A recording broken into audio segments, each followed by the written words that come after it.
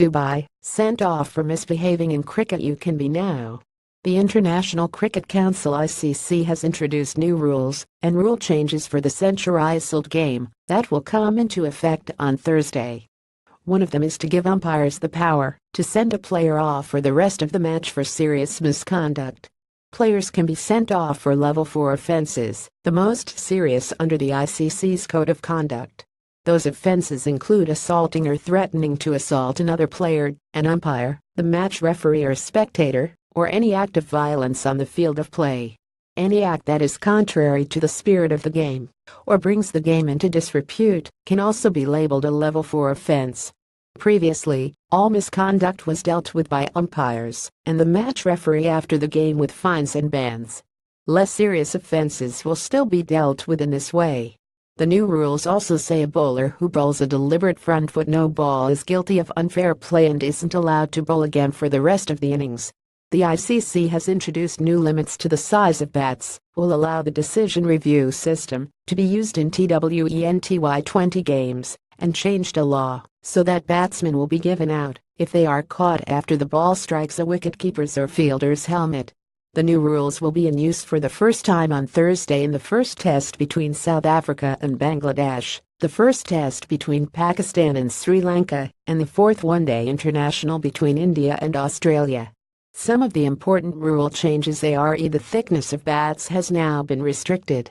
The edge of the bat can be no thicker than 40 mm 1.5 inches, and the overall depth of the bat no more than 67 mm 2.6 inches. Restrictions on the length and width of bats were already in force and remained unchanged. Umpires will be given a new bat gauge to check if a bat is legal, the ICC said. Tethered bails. The bails can now be tethered to the stumps, restricting how far they fly off the stumps. The ICC said this is in response to injuries sustained by wicketkeepers. In 2012, South Africa wicketkeeper Mark Boucher's career was ended by a serious eye injury when a bail flew off the stumps and hit him in the eye. Host countries have been left with the decision whether or not to use tethered bails. If a ball bounces more than once before it gets to the batsman, it will be called a no ball. It used to be a no ball if it bounced more than twice. Bouncing bats and run-outs and stumpings. If a batsman makes contact with the ground with his bat beyond the crease, and it then bounces up when the wickets are broken, he is not out. Previously, batsmen could be out if the bat was in the air, even if in his crease. The same change applies to stumpings. A batsman is now out if he hits the ball, and it is caught after it strikes the helmet of a wicketkeeper or fielder. Previously he couldn't be caught off a wicketkeeper's or fielder's helmet.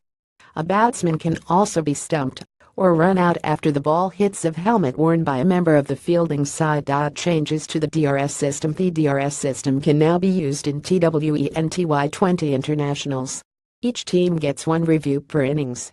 In all formats, a team will not lose a review if the review is struck down because of umpire's call.